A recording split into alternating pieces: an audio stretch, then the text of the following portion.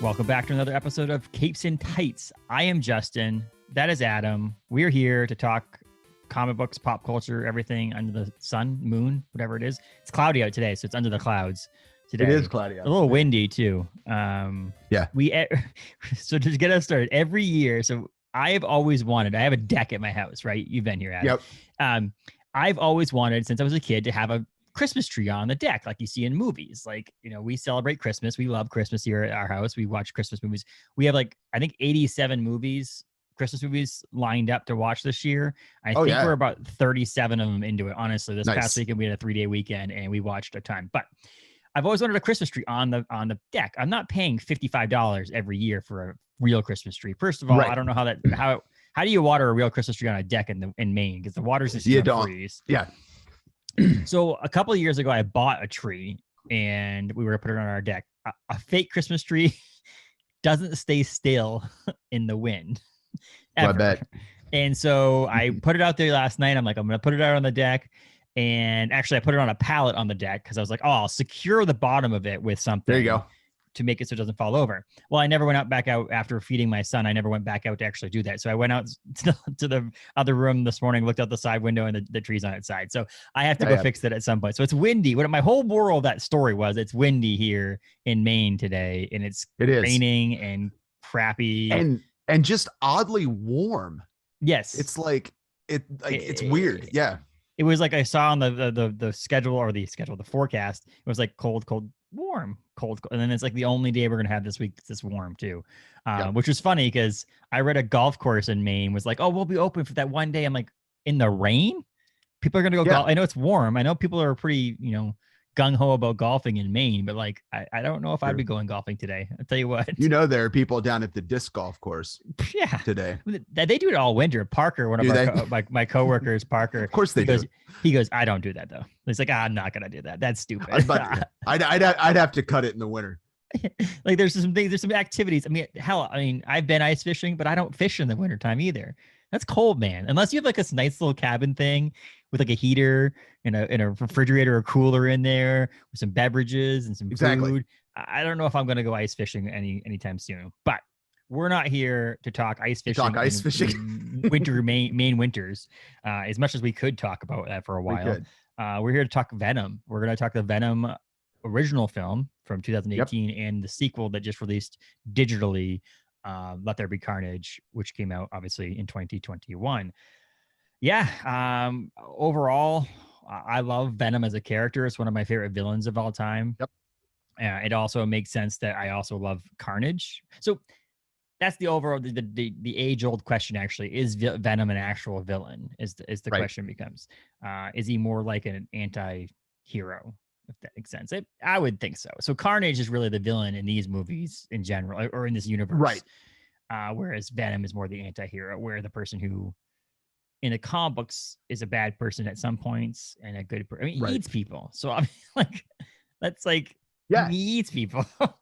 Exactly. So he has to be bad at some point. As I drink some coffee here. Whatever time of the day it is. But Carnage. So Carnage myself is the villain in the symbiote world, in my opinion. But Venom, like I said, people say it's a villain, not a villain, and so on. I actually have a pop vinyl on my desk here. That's the nice. It's like a Venomized Carnage thing that I love. You even had a license plate for a while that said Venom. Yes, it was. Yes, we love my Venom. I loved my Venom ST, my Venom Ford Focus. But so Venom, we talked a little bit off air before we started recording this. Is that my wife Taylor loved the first Venom movie? Like, she's one of those movies. She's not super into superhero comic book related movies, but if I said, hey, let's pick a movie to put on, it's either Thor Ragnarok or Venom if it's in a comic book world. And so she gets a little crapped on a little bit for that, because as we get into this Venom talking here, people didn't like the Venom movie, the first Venom movie. I don't know. I honestly, it's one of those polarizing pictures out there that I talked to someone and I don't know. It's not like when you say to someone, oh, Avengers Infinity War or Endgame. Exactly. It's like, oh, those were so good. Or I don't, Shawshank Redemption. People were like, there's no one out there who shits on Shawshank Redemption. But no. So like to me, it was like when I go to someone, I'm like, Venom, like question mark, and they're like, oh, I love that movie. I'm like, cool, okay, we can like get along here. If they start to shit on the movie, I don't understand it, because there are some things definitely, and movies out there is perfect, because there's some things in Shawshank, there's some things in Endgame. There's some things, but I did say, and Adam and I talked about it, I liked Venom 1 better than Venom 2. I will say that now. I did, without a doubt. And yes, there's a little bit involved in it that I've seen Venom 1 multiple times, where now I've only seen Venom 2 once. And there is this whole thing about seeing it again and going, oh, I get what they were doing there. I don't know. I still think Venom had so I read some IGN reviews and things like that online that the writing was better in number 2. And so I was like, oh, okay, I can understand that a little bit. Like a little bit. Like the actual like storyline about it, not the actual right.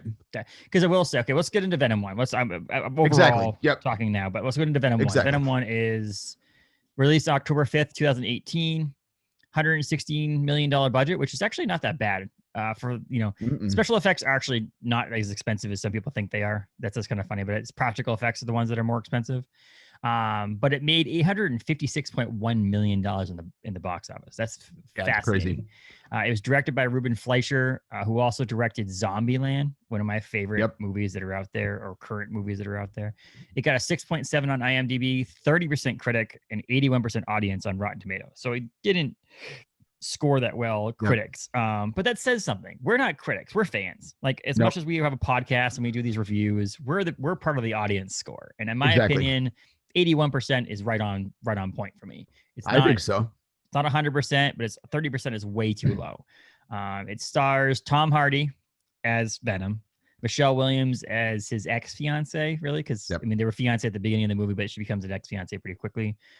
Riz Ahmed, Scott Hayes, Reed Scott, Jenny Slate, and then Woody Harrelson shows up in the mid-credit scene. So technically he's not in this movie, but he's a big part of the eventual storyline. It's a Sony-owned product, so it's not in the MCU. If anybody has watched Venom and doesn't understand why there wasn't connections to the other superheroes in the Marvel Cinematic Universe, it's because it's a Sony-owned picture. It's Marvel produced, or Marvel produced, but Sony-owned product. So there's no Spider-Man. That's what I want to start off with, is the fact that I'm actually okay with it not featuring Spider-Man. I am too. Like, I feel like every story that you ever hear about Venom, including like Spider-Man 3, the original Spider-Man movies that came out back in the day with, what's his name? No, we just Tobey Maguire. Tobey Maguire and Sam Raimi. That's right. Those Venom movies, but it's always a secondary thing. The fact that Venom could take a hold of the entire film. I mean, there's Venom solo series comic book, so why can't there be a Venom solo series movie? And I like that. I don't know about you, but I like that. No, I've liked that they started it in San Francisco, even that it's just like, it's not the same place. It's not, that was one of the first things I like jotted down in my notes, is like, I love that they just jumped to the West Coast thing.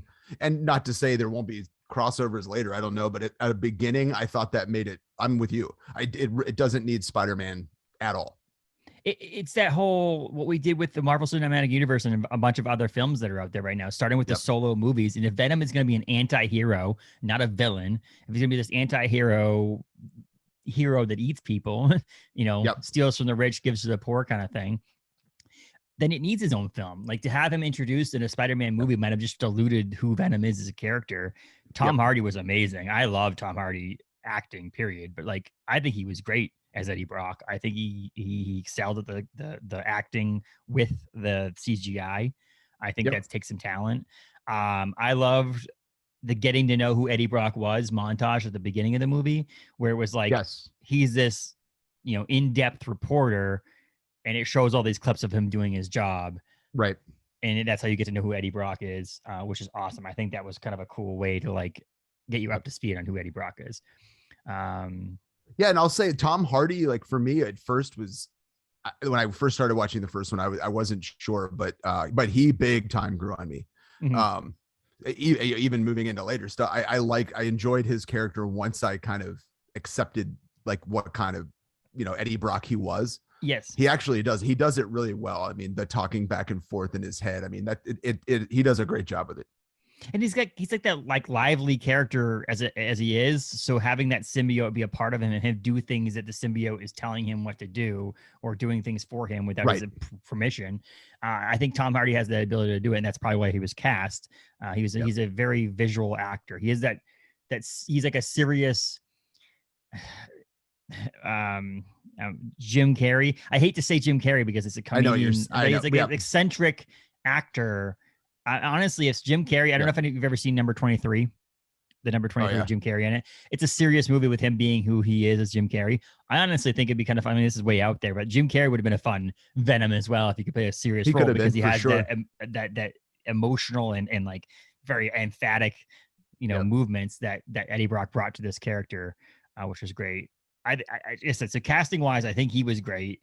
Riz Ahmed was great because I think the CEO and founder of the Life Foundation, him being younger, it's to me was the whole Iron Man thing that we were talking about modernizing it, and we talked about that a little bit in the Spider-Man universe film reviews we did, and having that younger CEO, which is what we're getting nowadays. Like there's always this traditional CEOs of this old man with white hair, right? And having this younger non-white person be the CEO of a foundation like that makes sense to me in this modern day we're in. So I liked him being Carlton Drake as a young CEO. That was cool. No, I exactly. The special effects, that was one thing that they complained about on the IGN review, was the special effects. The actual symbiote itself, I think, was awesome. I think the actual effects of them fighting, like the scenes that when they're fighting towards the end there, and the symbiotes are kind of like intertwining with each other. The scenes, I think the thing that they're talking about is the big fight scenes with the police officers in the building, because it looked like it was on a green screen to them, the people watching the reviewers. And I can understand that, but I feel like nowadays there's this weird line you have to draw between special effects that they're special effects. Like they're not going to ever look real. Right. Like we go too far in the fact that like, oh my gosh, you can tell it's on a green screen. I do that now when I'm watching a movie. I'm like, what did we watch last night?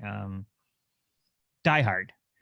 We watched Die Hard, and he's in the helicopter at the end of Die Hard, and they're like, you could tell the backdrop is they're not really in a helicopter. They're in a room somewhere filming this. And I'm like, but you have to look past this. These movies are fake. They're not real. I think you hit on an interesting. I think about this all the time with like, because you and I talk about it. I watch a lot of horror movies, and I don't care about special effects. Like if you can tell me a good story and you can sell it with good actors, you can draw stuff on paper bags and tape it to a person, and my brain can pretend that that's going on. So I'm with you, and that's why I watched this one, and I was like, man, the CGI was my favorite part of it. Like and if for us too, reading the original comics, like Venom's an absurd character. I don't know how you can make Venom not look like CGI, because it's just, he's a wild character.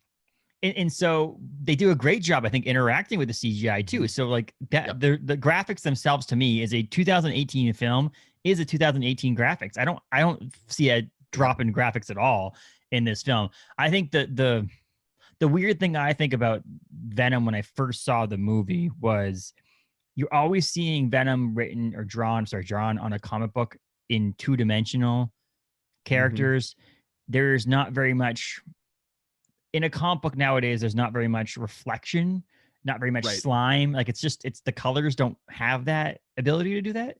So when I saw him in the first Venom movie and saw that like he was very shiny in a sense, like he is slimy, I was like, that's off, because that's not what I'm used to seeing Venom in the in the comic books. But I would think that he would be a symbiote, would be this like slimy like. And I think that's the thing you and I've talked about many times of like, the difference between what you can do in a comic and what you can do on film, and knowing that is the important part. Like, if you sell like that's a perfect example of, you're right. It is a living alien symbiote. So it probably would look pretty weird covering somebody's body. I'll buy that. Cause like you said, a comic, the iconic thing is that just like flat black with the white across the chest, man. And that's like iconic. And I don't even try to do that in a movie. Like, you know, I mean, that's its own thing. Looking at him too, I feel like he would smell. Yes. I don't know why. Like I was looking at Tom Hardy, like him be enveloped by the symbiote, and then I'd be like, I feel like he'd be walking in a room, you'd be like, what the hell is that smell? Yes. It's just that, and he drools a lot, and his teeth, and when he eats people, and yes. Well, that's the funny too. Is like he eats people, he bites into them, and then Tom Hardy's in him, right? Like he's covering. Yes. That doesn't make sense to me, but like I think it was great the way the special effects, the car chases, and all that stuff. I think was great on number one. Again, I don't know why people. I mean, I guess the first act was slow. Like it was like building up to the fact that like you don't actually see Venom into Eddie Brock for the first half of the movie. Like, you know what I mean? The first 2/3 or 1/3 of the movie or whatever is you just see the symbiote go from place to place, and they talk about them, and they're at the Life Foundation, and Jenny Slate, who is the assistant there or whatever, who is from Parks and Recreation. It's the crazy dude's sister on Parks and Recreation, which is amazing because I love seeing someone play a completely different role than they're used to playing. But then once Venom and Eddie Brock combine and they actually are Venom together, that's what the movie I think takes off. So I can understand the first half of the movie being a little slower. You know, you're expecting your movie's called Venom. If the movie was called something random and then it featured Venom, I understand not having it, but like the first half of the movie doesn't have Venom in it basically. And I think once Venom and Eddie Brock get together and go forward, the scenes where like goes to the restaurant and he's taking all the food off of people's plates, and he like picks up a piece of steak and he bites it and he goes, "This is dead," and he puts it down. It's like, and he gets into the fish tank and then eats the lobster. Again, Tom Hardy, like that's great acting. And that's the thing is like, again, if they're trying to take it a bit more like of a comedic route, which they are, I'm fine with that. I mean, I'm fine with that but also I was thinking back to your point, like I don't know, maybe it's Venom has been out for a long time now, although he's, you know, still this kind of new feeling iconic character. But I think now people forget that like that whole storyline was wacky when it happened the first time. Like, I think now people remember it as this like deadly serious, like, no, it was bizarre, man. Like, I mean, all of a sudden this old story about a black Spider-Man suit, and now there's an alien that's like, I mean, it's wild. And he does want to eat brains in the comics too. Yes. Like, and that's Todd McFarlane for you, man. Like that's exactly. That's why I love it. He's a crazy MF. Like he is a person of he's a character of his own, and creating someone like Venom came out back in the Amazing Spider-Man. And you say he's been around for a while. He's been around for a while, but not that long. No, not in some the of these other characters. Some of these, if some of these other characters that we've actually discussed and talked about, I mean, Spider-Man, we talked about on a previous podcast. I mean, that came out in the 60s. Whereas Venom was the 90s. Yeah. And so like if in the overall scheme of big characters, multi-million-dollar budget movies, Venom is actually not that old compared to some of these other characters. I'm trying to think, you know, of all the characters that are out there, some of the new ones, like this Hawkeye series that's on TV right now with Kate Bishop, that's fairly new. But otherwise, most of these characters are old. Iron Man, your Captain America, Hulks, all those movies, all those characters are really old. So Venom is actually one of the more newer ones. And then as we transition into the second movie, Let There Be Carnage, Carnage is even newer than Venom. And so that is, I didn't even think about that until we talk about it right now, how new in a scheme of things. In the whole history of comic books, Venom's like I don't know, he's kind of, Venom to me, and probably to use it, feels like one of the points that like comic books like take a hard right and start getting steam. Like I remember I read all the comic books when Venom happened. Like I couldn't stop reading Spider-Man. Like, yes, absolutely. And let's correct myself. It's 1984. So it's not the 90s, it's the 80s, but still though. Yes. It was Amazing Spider-Man 252 that was when he was in the alien costume. It was Amazing Spider-Man 299 in 1988, which was the cameo appearance, and the Amazing Spider-Man 300, which was May of 1988. is the first appearance of the actual character. But which is kind of funny now that I think about this. We've discussed this before. Isn't the cameo appearance really the first appearance? I don't understand that. Still to this day, do not understand how a cameo to me is characters introduced and then they reappear later on in the background somewhere or quickly pop onto a page and then leave. That's a cameo. Exactly. When you cameo at the very beginning, if you see a character on the pages drawn by an artist, that is the first appearance. Like that is the first appearance. I will say in the movie world, I don't think a first appearance counts as a post-credit scene.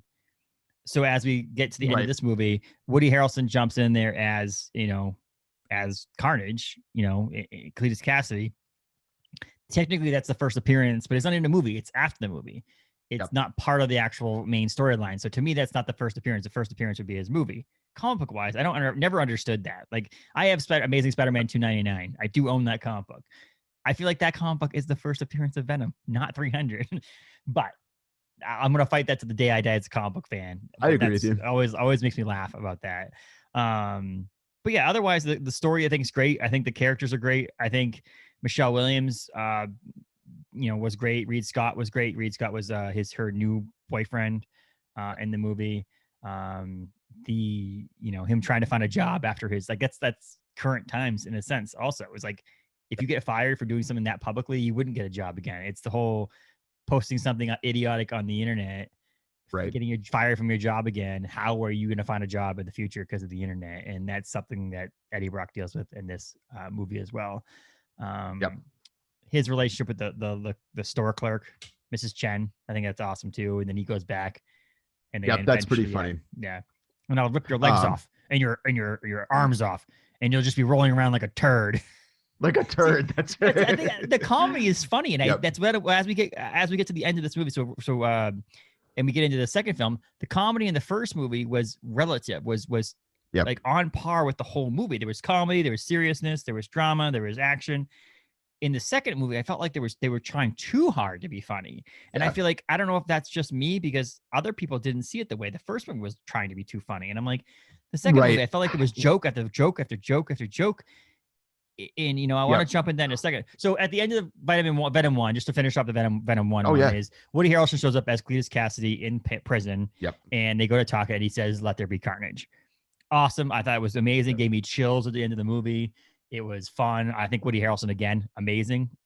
Just put the connection together that he's also in Zombieland, which is directed by the first guy. When you said that, I was going to ask you if that was where that connection came from. I don't know, maybe. But he didn't direct the second one because Andy Serkis directed the second one. Oh, that's right. Who knows? But yeah, so Woody Harrelson's awesome. I loved it. Saw him.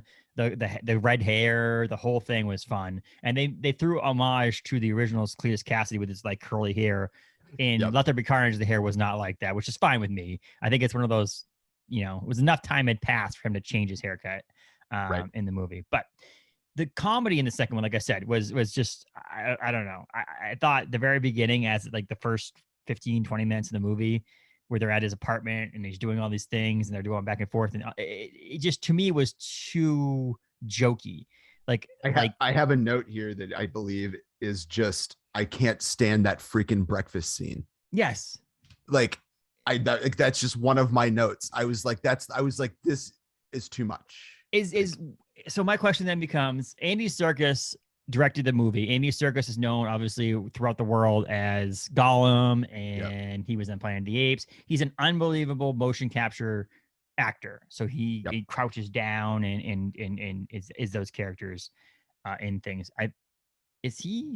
Now I'm gonna lose my comic book card here, but I believe he's a character. Yes, he is. He's useless as Claw in Ultron and Black Panther. I knew that, but I was trying to think of whether he motion captured anything for anything else in the Marvel Cinematic Universe, and I couldn't remember if he did. But he's not directed that much stuff. He's directed Mowgli, which is the Jungle Book movie that came out on Netflix, and he's Snoke, the voice of Snoke in Rise of Skywalker. And so I was just looking up a couple more things. I think he was just Ulysses Claw. He didn't actually do anything, but he's mostly known for his work as a motion capture for Gollum and for the Planet of the Apes movies. But he's only directed this movie and maybe one other movie, which is Mowgli. That was the Netflix Jungle Book movie. So you'd think, was it him showing off what they could do with special effects, in that breakfast scene? I would imagine you hire someone like Circus because you really want the motion capture to be really good. Mm-hmm. So yeah, I could see where they're just finding ways to do it. But man, because maybe you should hire somebody to work with him.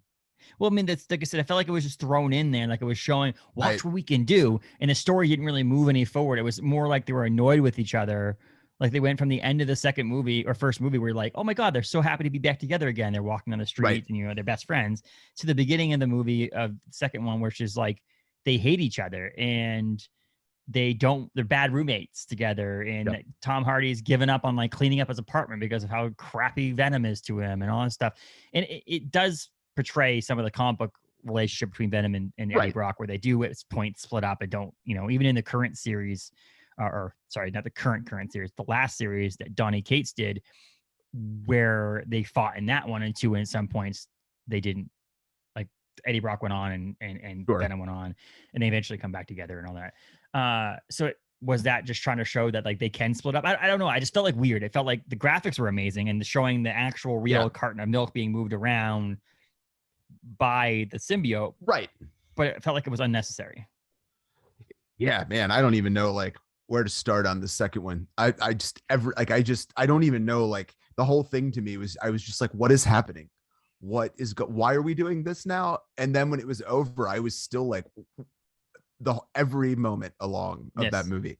So where do we start? I mean, so it came out almost 3 years later to the day because of pandemic delays. It was supposed to be one day, then another day, then they moved it to a different day, then they moved it up a couple of weeks, which was great. Basically made for the same amount of money.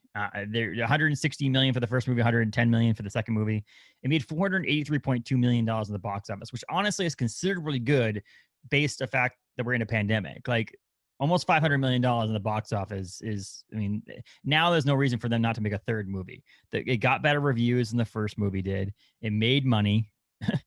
All that stuff means that they could make a third movie with Tom Hardy in that. And it got 6.1 on IMDb, 59% critics and 84% audience. So the audience basically liked it about the same. Critics almost double liked it better, which again, I don't understand. Interesting. Is it just because like Woody Harrelson's in it and he's a bigger name, and like I do feel like it was more grounded. It was more personal to Eddie Brock and his relationship with like trying to get his fiance back in a sense, and his relationship with Venom on a ground level, whereas the first movie was like space, like it came down from space and they were like launching into space and going back to their home planets and stuff like that, whereas this one was more grounded. But I don't know. I don't know why sometimes. And that's why I never really listen to critics, and why no one out there should ever just listen to us either. Like, we're going to tell you our feelings on it because we like to talk and we like to talk about these things. But like, go see the movie yourself or watch the movie yourself, because that's really how you're going to find out whether or not you like it or not. Me watching and reviewing, it's definitely, if I have a pecking order of 5 movies to watch right now and one got reviewed really low, it's probably going to go down to the 5th movie. I'm going to watch the stuff that's reviewed better first, but it's not going to stop me from watching it. And so this is proof, in my opinion, that I think that the critic score and the audience score, or the critic score in the first movie and second movie, should be switched. But I can't put a finger on it. I can't tell you why they picked this movie as a better movie. I do think that this movie would have been better if it was R-rated. I agree with that. And I think also it could, I forget how much people like just like straight action nonstop. And it was, I'll give it that. I mean, it was like out of the gate crazy and just kept going. So some people love that. It actually kind of felt like what they do with some of the DC movies to me. Yes.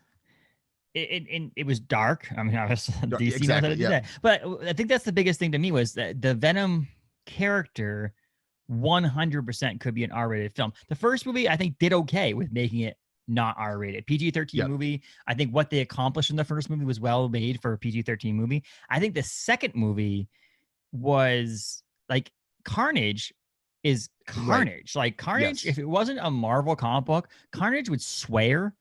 He'd be just murdering people on the streets just randomly, just for fun. Which, Carnage is Carnage. So when there's a movie called Venom, Let There Be Carnage, and it's PG-13, you're like, oh, come on. Like, there should have been, and that's something, one of the biggest shortfalls of this movie could have been showing you what Carnage could have done with a R-rated, well, one of the notes I first wrote down was like, there's hardly any blood in this movie. Yes. Like, and like you said, like, it kind of Carnage without blood is hard to do. I mean, like you said, my vision of Carnage is just like destruction, like everything. Yes. So yeah, I wrote the note down and I can't find it, but there's a note, because you can say the F word once in a PG-13 movie. And I was trying to find out, they said it really, really, really perfectly in this movie. And now I can't remember. I usually watch the movie the day before we do these podcasts.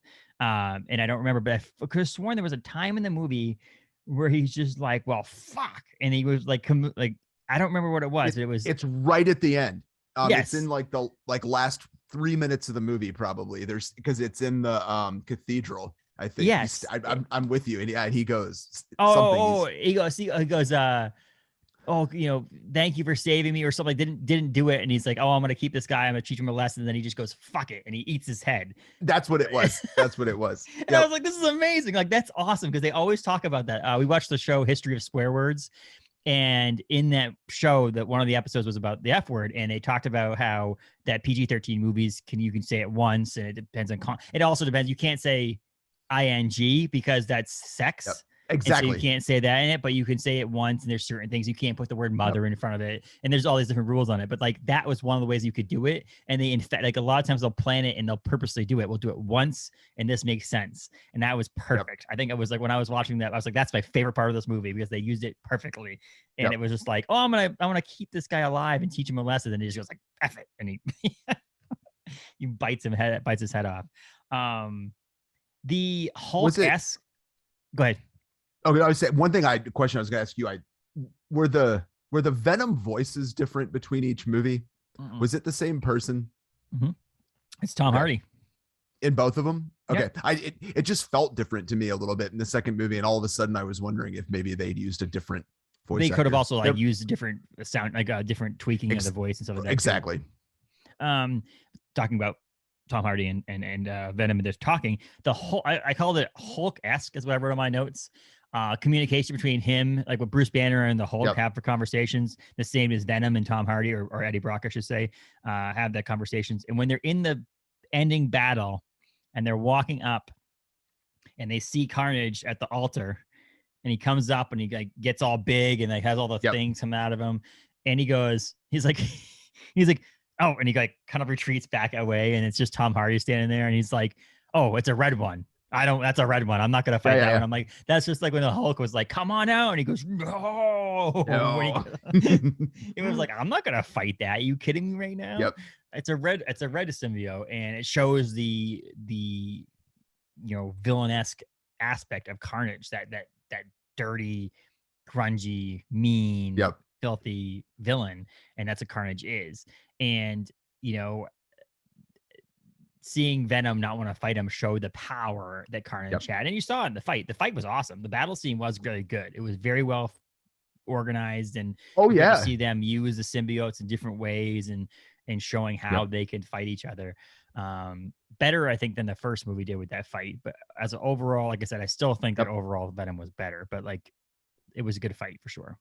I agree 100%. That was another thing I wrote down earlier, was that the fight scenes in Maximum Carnage were fantastic. Like, they felt like a McFarlane comic book fight, like just too big, too over the top, which is awesome. So that part of it I thought was, and that's probably a bit of like circus being involved. And the comic book fan in me and the Carnage fan in me was very happy to see Carnage on the big screen.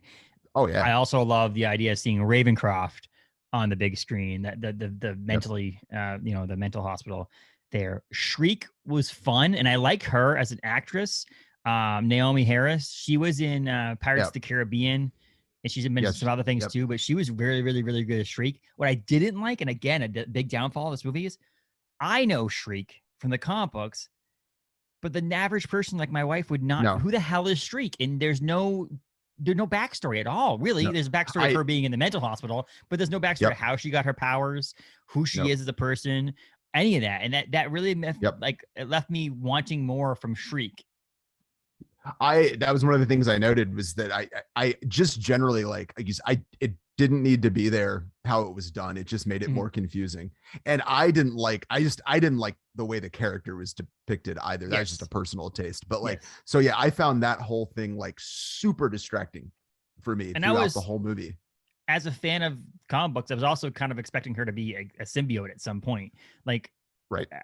I do like the relationship between the fact that Shriek is a loud screaming person, and loud noises hurt symbiote. So like the idea that the relationship between Carnage and Shriek shouldn't be together, but they are, and they want to get married and all that stuff. Like that to me was great. The balance between the two of it, but it's like I said, we felt like we left wanting more. It was like, oh, we need a female character in here. Let's throw Shriek in there, and it helps the storyline to get them in the church so they can have the battle in the church. To me, it was like it left me wanting more from the Shriek aspect of it, and I felt like we didn't get that in the movie at all, and it kind of made me sad. The other part about it, like the thing to me, is that she looked like the character from Pirates of the Caribbean when she was just walking around. Like she looked like she belonged on the set of Pirates of the Caribbean. So I was like, it kind of pulled me out of the universe. I'm like, oh my gosh, where's Johnny Depp? Like, what's going on here? They're both Disney properties in a sense. But yeah, so I wanted more Shriek for sure. I think that would have been a cool aspect of it, because we were like, or just explain it a little better. Because like you said, I mean, you know, with the amount of comic books I read, which is not near as much as yours, I was aware that was Shriek. So I was like, all right. But man, yeah, if I was like, I mean, imagine, you know, like Taylor coming in and being like, what is this? Like, yes, exactly. And that's just left me wanting more. And I know, so, you know, also not knowing what's going on in the future, like she's obviously not dead, you know, and we kind of get the impression that Carnage is dead by the ending there, but in the comic books, he's died multiple times. Exactly. And so, I mean, to me, I think they're setting up, as we get further on to the third movie, is they just did Absolute Carnage series from Marvel recently, about in the past couple of years. Donny Cates is a big part of that, I believe, as well. And there's this whole King in Black series that came out more recently. And there's this whole bigger outer world of like this, the mass connectedness of all the symbiotes, how they're all kind of connected through something. And so I could see them going even bigger with the next one. But like, to me, if it's King in Black or Absolute Carnage as the next ones, if they go any bigger than this, I slide it into the R-rated film. It's a Sony film. It's not going to be on Disney Plus. It's not, I mean, honestly, you know, I have a parent of a 6-month-old, so I'm a parent, but not really a parent yet. I don't know. I wouldn't let my kid watch this movie. So why does it really like PG-13 movie or not? That's a pretty violent movie. Yep. Both of them are very violent and very scary for a PG. I know they fit under the category of PG-13 movies, but like, in all honesty, those are borderline movies. I mean, that's why when I Googled the swear word when it happened, there's all these movies about like, I don't know if it would actually let your kid watch this movie. It's rated a C+ for, the only good ratings they got was there was no real substance abuse and no real sexual content. Everything else, profanity, violence, and overall rating were all rated C. That tracks. Yes. Like that's like, no, plenty of parents that are like drugs, sex in my movies, and by like shooting people, no limit. Like, yes, like a monster. Like, can you believe if you were like 10 years old, 9 years old, watching that before bed? I feel like I would have nightmares about this monster eating other people's heads. Like, that's ridiculous. Oh my God. I get scared at freaking, when I was younger, like 8, 9 years old, watching freaking Jurassic Park. And those are like, dinosaurs are dead. Like, they're gone, but they're real. Like, they're actually here. Whereas with Spider-Man, symbiotes are not real. Like, this is all a completely fake story. And I would be scared about that kind of a movie. So I don't know. It's really weird to me why they wouldn't just slide it into an R-rated film and make it absolutely bloody and gory. And Woody Harrelson would have been so much better for me if he could have just like said whatever, like foul-mouthed, filthy stuff he wanted to. I mean, because I imagine, you know, like you mentioned Zombieland, like he was great in Zombieland. Like, and I feel like Woody Harrelson can be like a really funny, dark character, but like you said, this movie, I feel like he was limited in what he could do. And that's why I feel like he just didn't, he worked. I like Woody Harrelson, but he could have been, if he'd have been just let able to do whatever he wanted to, that could have been so much funnier. I completely agree. And I don't think this is the last we're going to see of Woody Harrelson as Carnage. I think that with superhero movies, and Marvel's been able to do a pretty good job at like killing people and then killing them. They're dead. They're not coming back. The only person that's really done that multiple times is Loki. I mean, Loki's died a couple times and come back because he's not really dead and all that stuff. But like on the Sony side, you don't know how they're going to portray this. But as we talk about the Sony side, did you watch the post-credit scene in the second movie? I did. Are you as confused as hell as I am right now? Like, I'm so confused. And I'm really glad you said that, because like, as you know, Justin and I've talked a lot of times, like I haven't come in seeing the movies too, so which is fun. But then at the last minute I come in and I'm like, wait a second, did I just not get that? And then, so I'm glad that you're confused as well, because I watched it like 3 times and I was like, what is happening? So I don't understand. So first of all, I think there's a multiverse part of this thing, because it's a glitch of some sort. He ends up in someone else's hotel room, right? He's obviously, so they go away and they are in this hotel room and they're talking, they're eating pizza or whatever. And then there's the TV, the glitch thing happens. And then he licks the TV. I said this to a friend of mine. I was like, why the hell did he lick the TV? That's just so many creepy. Questions. Tom Holland. So then there's Tom Holland Spider-Man, who is part of the MCU, which is not part of the Spider. Oh, in a sense, we're still, and that's the most confusing part, is we've gotten to the point now that 10 years ago, when Iron Man, or over 10 years ago now, when Iron Man was introduced, we knew as comic book fans and movie fans at the very beginning that Iron Man, and as the years progressed, the Iron Man was in one universe, X-Men was in another universe, Spider-Man was in another universe, because they were not owned by the same companies. Over the past 10, 11 years, the companies have slowly started to get back to the normal. So now, X-Men, Fantastic Four, all those movies are now part of the Marvel universe. And so now they can start introducing them and stuff like that. The one that stayed behind was Spider-Man. We talked about that on the Spider-Man one. And Venom is part of the Spider-Man one. Morbius, that's coming out in 2022, is all part of the Spider-Man universe, or the Marvel Sony universe. So we've known that they've been separate.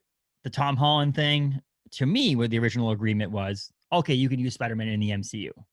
And then I thought we were going to get like the other characters in the Spider-Man universe movies from Sony. So I thought we were going to get like this Venom movie, and we're going to get a Morbius movie, and we're going to get a, so on and so forth. But then in the post-credit scenes in movies now have had the crossover. I'm now confused on whether or not. So my overall thing is that it's somehow Marvel and Sony have come to the agreement, because we talked about, it was funny, after we finished recording the last Spider-Man one, I texted Adam, like, of course they would announce that there's 3 more movies coming out after we finished it. So I tagged on a little thing at the end saying that exact thing.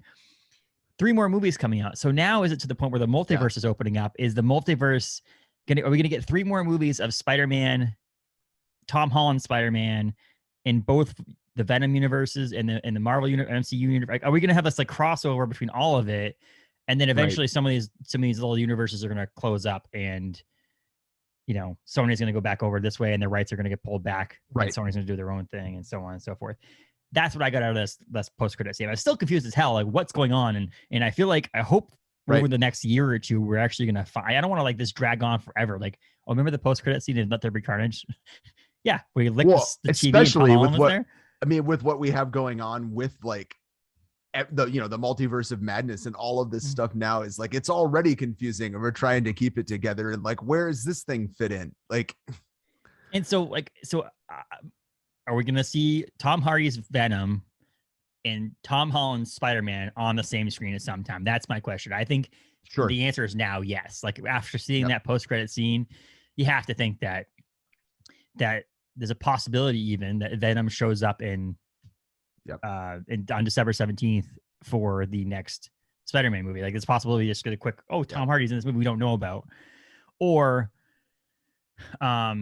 is it in the future? The whole thing they talked about, the next 3 Spider-Man movies, the first one at least is going to feature Tom Holland. In that film, is it going to be a crossover? Is Tom Holland going to show up in the next Venom movie? Or, is Venom going to show up in the Morbius movie? All these questions are unanswered.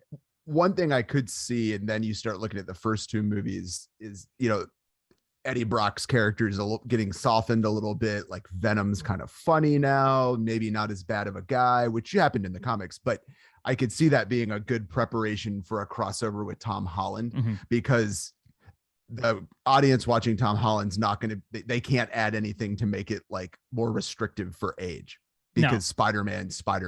Yeah. So what they've done so far, they could condition an Eddie Brock that's just kind of funny physical comedy, and when he comes onto the scene, he works with Spider-Man. Yeah, you know, maybe they fight the first time they meet, but then they're working together. Which I love that aspect of them fighting, because I feel like it's what DC's fall like with the whole Spider-Man or sort of Superman versus Batman thing. With it's like, I feel like if you didn't know and you saw this grotesque symbiote style thing, that you'd immediately jump to it's a villain, and so you'd fight them to start off with. But then you'd realize at some point both your names are Martha. Mom's names are Martha, and everything is gonna be fine. And that solves everything. Oh, really? Really? Yep. Okay, we're fine. Oh, man. That's me over here crapping on DC movies again. Oh, yeah. But yeah, so I think seeing that battle at the beginning of a movie, and I just don't know what it is, because we don't know when the next Spider-Man movie is coming out, and we don't know when the next Venom movie is coming out after 2021. So I just, it's one of those ones that makes me go, God damn it. Like, you're not leading into the next movie. We're leading into like years exactly potentially. And I'm like, that sucks. Cause like, we did that with Let There Be Carnage at the end of Venom 1. It was 3 years later before we actually got another Venom movie. So there's no reason why this couldn't actually take another 2 or 3 years before the next movie comes out that features a answer to that post-credit scene. Right. It also, it was bizarre. I really felt like I had missed something. I was like, wait, because I was like, is this now the MCU? And I was like, no, not like I like the Flash. Like, what was that? Like their glitch just like transported him to a different version of their hotel room, or like, and the guy comes out and goes, what are you doing in my hotel? I just love it. It's like, so are they in a different, like same hotel room, different universe? Was it transferred somewhere else? So there's a whole multiverse part of it is happening in the Venom world as well as what it looks like in the Sonyverse as well. So I don't know what's going to happen, but I feel like hopefully we'll get some answers in either Spider-Man No Way Home or Multiverse of Madness with Doctor Strange, that there's going to be some of these things. And we've talked about this. We talked about it on the Spider-Man one. We've talked about other ones. I'm 100% aboard with everything being connected. Don't care. Me too. Yep. I don't care. Yep. That's why I like the MCU so much. And that's why my wife loves the MCU so much, is because of the fact that she can have the connection between them. I can't convince her to watch, Jessica Jones on Netflix, or was on Netflix, because it doesn't connect in a serious way to the other stuff. Or I can't get her to watch like anything else that's like the X-Men movies from back in the day, because they're not connected to Iron Man and Spider-Man and all that stuff. If they connect them in that way, it could definitely drive people to watch all of the things, because they realize at some point they're going to connect and they live in the same universe. So hopefully that post-credit scene does that. I hope that's what we're leading towards, and seeing that connection between the two of them. You're thinking it'd be hilarious if they finally resolve it and they just like blip back to their universe and we're like, what was that? and just never explain it. Like, and also like the weird thing about that post-credit scene was, one, first of all, I'm still stuck on the fact that he licked the screen. I do not know what the attraction between, why would Venom even have an attraction to a guy in a spandex suit? That to me doesn't make any sense to me. Like there's no reason why he'd even know who the hell was on the screen. Like there's no connection there. If they had introduced Black Suit Spider-Man, that makes different sense, because now there's the symbiote connection and all that stuff. But Spider-Man as a whole, like there's no reason for him to see a guy on a TV screen and even know it's real. They flip to another universe and he licks the screen. It was just weird. To me, it was like, why are you licking the screen? It's so gross. I feel like with both movies, there was a big problem with plot holes. Like these are ones you've got to we got to go on faith here for a few movies until they get their shit together, and it'll be good. But that stood out to me. I get that's you got a point there, Adam, is we have to start thinking it big picture wise instead of what most people did. Now that we have these TV shows that are coming out week to week to week, a lot of people are like, well, what the hell? And it's like, well, watch the whole show is the thing, not each episode. Each episode is to get you to like the way they wrote it. They wrote it as a TV show. these are written as not single movies. When they finished Venom, exactly, they knew they were making a second movie because they wouldn't have put the post-credit scene in there with Carnage and tease that big of a connection and not have it already on the burner. They're going to make a second Venom movie. They're not putting this at the end of this movie to not have an answer to it at some point. And whether they're the person who does the answer or the MCU does the answer to that. Right. Well, see, that's my feeling is like the MCU will fix this when they get a chance. Yes. That's how I'm like feeling right now. Like I said, again, I enjoyed it. I just, man, like both movies were like plot holes, like the whole from beginning to end.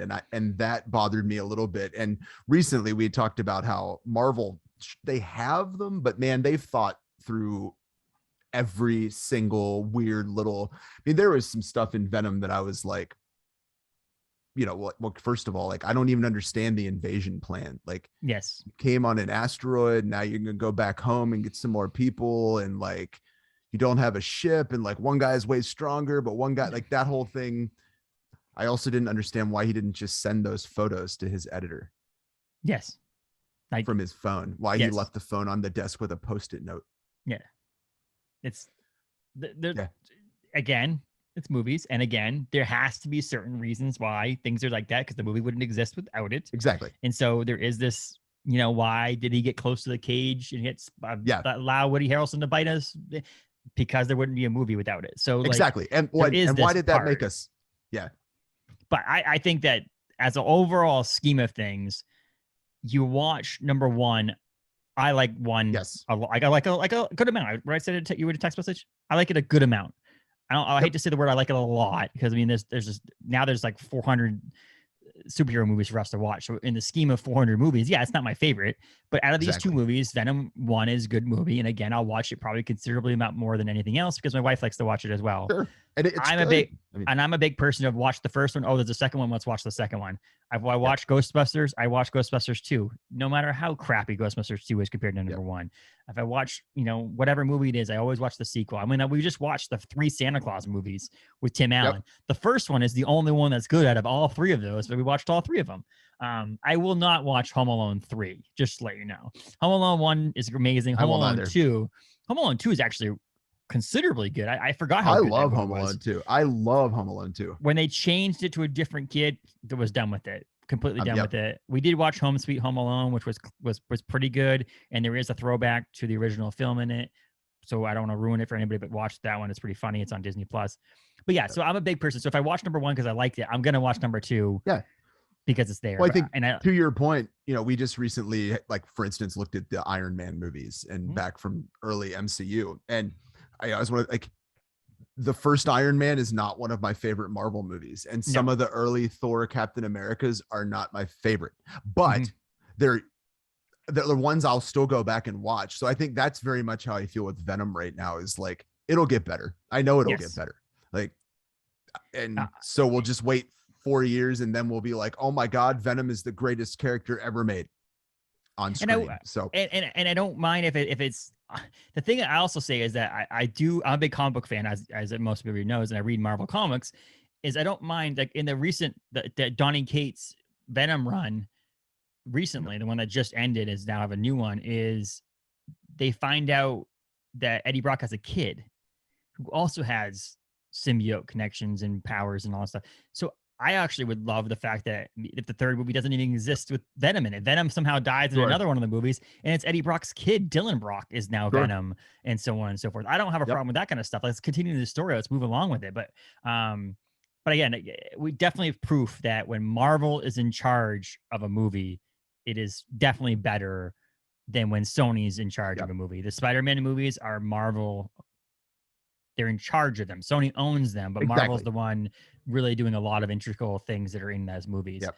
When Sony's only involved so far, it hasn't been a home run. They're good movies. I'll watch them. They're definitely not horrible movies. But definitely think that if Marvel had the MCU connection to all of these Venom movies, they'd be far superior than they are right now. And the next test on that one is Morbius. That one comes out in January. We're going to have to figure that one out. I'm excited for Morbius. I think it'd be super fun if that turns out to be good. I would love that to be done well. I'm excited for that one. And then there's also a Kraven the Hunter movie coming out too, again in that same universe coming out. Is Blade MCU or Sony? MCU. MCU. Yep. Okay. Yep.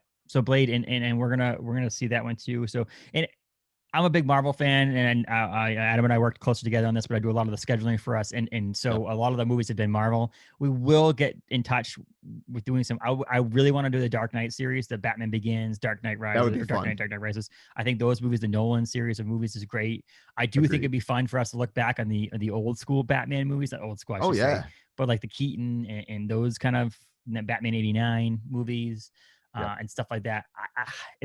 We're going to probably do those kind of movies and reviews and then new releases.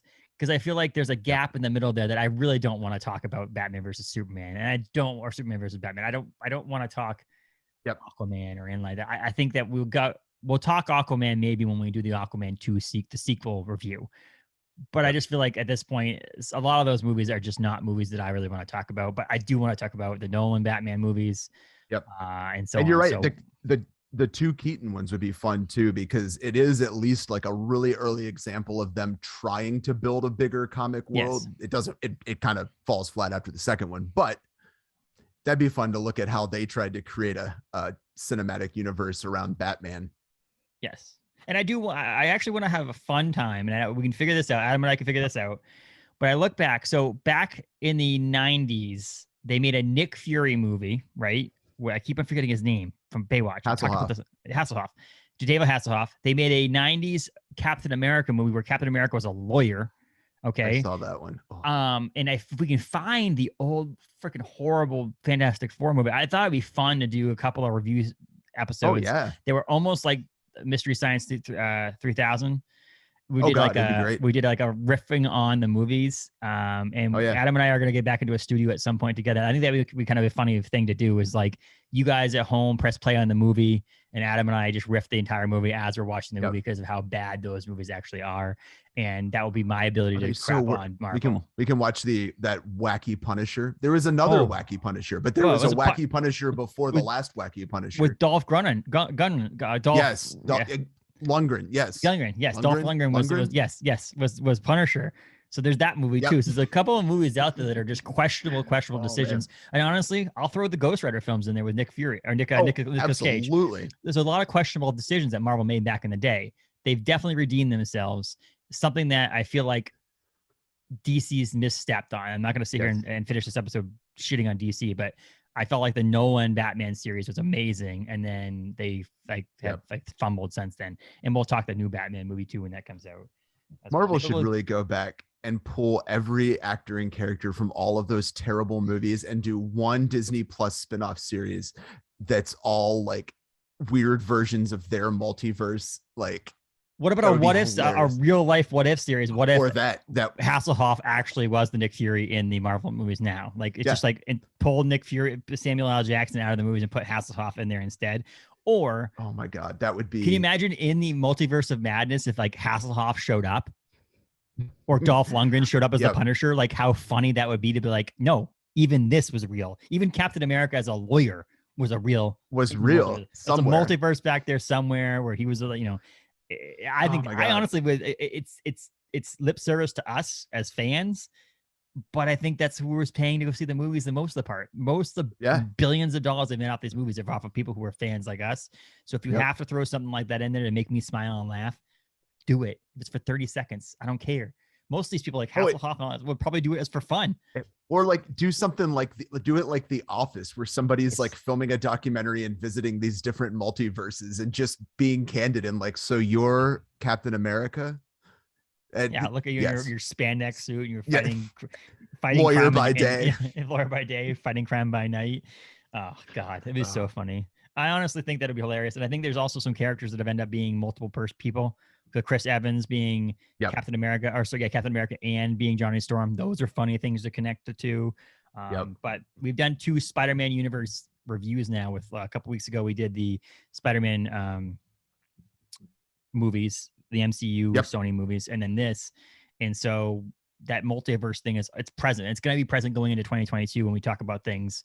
Multiverse is going to be introduced there more and more and more, and I'm excited to see how it happens with all of it. But in a sense, these movies are good. Like I'm not like they're not bad. They're just good. They're not horrible movies. So, well, and we've said it before about other MCU movies, which is like it's, if you like the MCU and you like even the Sony-verse, Spider-Verse part of it, like you got to see it, and it's going to eventually be something bigger and better. So just go see it now. That's how I felt about it. I didn't regret watching either of them. And then one of the benefits of us having our reviews out after it comes out digitally is you don't, here's the deal. If we were reviewing this, if we were one of the lucky people who got an advanced screening of these things and we were way out in advance, like back in beginning of October, we're like, we'd probably be like, wait till it comes out on digital. But it's already on digital. So now we have to say, if you want to rent it or buy it or do whatever you want with it, just watch it from your home, do it. I would tell you right now that I personally would say that Let There Be Carnage is not worth going to the theater for. And so that's how my reviews are going to be from now on, is whether or not it's worth going to the theater for. And that's December 17th when Spider-Man was released. That's the discussion of whether or not it's theater worthy or not. Right. And I think that's how we do. We don't do reviews, we do discussions. And I think this is the biggest one. In this day and age, I think it's legit now to say, like, look, if I'm watching a movie that I know is either getting an intended dual release or straight to like my series, I don't expect it to be the same AAA title that Avengers Endgame, or what was. Like, I'm not looking for that. So yeah, I think it's good to, like, these are, man, watch them at home. They're great. Yeah. Don't go pay $25 to see it, but no, absolutely go watch them. And we're going to talk, we're not going to talk on here, I don't think it's about it, but we'll probably do a little snippet at the beginning or ending of an episode. Is The Matrix is coming out, and that's a dual release. And to me, they failed us on the second and third Matrix movies so badly that I cannot get myself out to go see it in the theaters, especially when it's available on HBO Max. So you hit a home run with number 1 and you struck out with number 2 and number 3. To go see Matrix number 4, you're really gonna have to pull me in to go see the theater. So because it's on HBO Max, I feel like over Christmas weekend, you just see me watching it at home for sure. Because again, they were number 2 and 3 were so bad. Man, HBO should do everything they can to salvage it, because they could start a Matrix verse overnight, and at least a small group of dedicated fans would make sure that never went away. There's so many things I'd love to see verses of. I know. Speaking of that, I'm so obsessed with it now. Yes, everything I see. It needs to all be connected in some way, shape, or form. Speaking of that, and I don't know if Adam's seen it or not, but I will say, go watch the Into the Spider-Verse, or whatever it's called now, the sequel to Into the Spider-Verse movie. There's a sequel coming out in 2022, October of 2022. There's a trailer out for it right now. It looks badass, and it says part 1. So it says, I think, Across the Spider-Verse part 1. And that means that we're going to get a third of the Spider-Verse movies, which is amazing. One of the best animated films of all time, in my opinion. The graphics on those things are amazing. Into the Spider-Verse was amazing. So it's Miles Morales as Spider-Man. Spider-Gwen's probably part of it. And so that's coming out in October 2022, but the trailer just dropped as well. We just also heard that Shang-Chi is going to get a sequel as well. Yeah. But okay, yeah. Don't go see it. Watch it from home is the ending thing for both these movies. I think they're both good, but they're both at-home movies for sure. So that's how we're going to review these movies now. Even if they're in the theater or not, we're going to say it was worth going to see it in the theater or not worth going to see it in the theater. And this movie, I feel like, order a pizza, crack open a heavy beer, and enjoy, and don't worry that you're going to miss a whole lot of plot details. Just watch it. It's watch it for the fun. That's what it is. These movies are fun. That's what they are. They're fun movies. They're not perfect. It feels that vibe of our old summer blockbusters used to feel like, where like after the fact you look back and you're like, it was a little thin on story, but man, it was fun. So it was fun to watch. Yeah, absolutely. Yep. So sweet. Follow us on Facebook and Instagram at Capes and Tights Podcast, Twitter at Capes Tights Pod. Our website's capesandtights.com, Apple, Spotify, all the different things you can find us on there. Listen to all of them. Go back and listen to the Spider-Man reviews and previews of No Way Home. We have other authors that have been on. You find them all on our feed. They're fun. And as we get closer to the end of 2021, we're going to look forward to 2022 as well, but we're going to look back on the comic book world of 2021. Paul's going to jump on at some point towards the end of the year and talk about how comics, the physical paper things that you read, have been changed due to the pandemic and all that crap too. So I had fun. You have fun, Adam? I'm stoked, man. It's 2022 is building up to be a fun cinematic comic book universe year. I can't even, like, there's so much coming out. Adam, didn't we say that at the end of 2020? Yes, we did.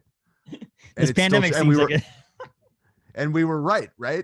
We definitely got better. Yeah. It definitely was better than 2020 because I mean we basically didn't have anything from April of 2020, right? March of April of 2020, all the way throughout the end of the year. Yeah. We didn't have anything, and then as we got closer to this year, we've actually had things being released, which has been better than not. We'll be 10 years from now. We'll still be trying to figure out what the ending of Venom 2 meant. Exactly. Yeah. Never happened. We don't know what the hell that was. You're gonna buy the DVD and the post credit scenes can be deleted. It's not even gonna be on there anymore. You need to find it on the internet.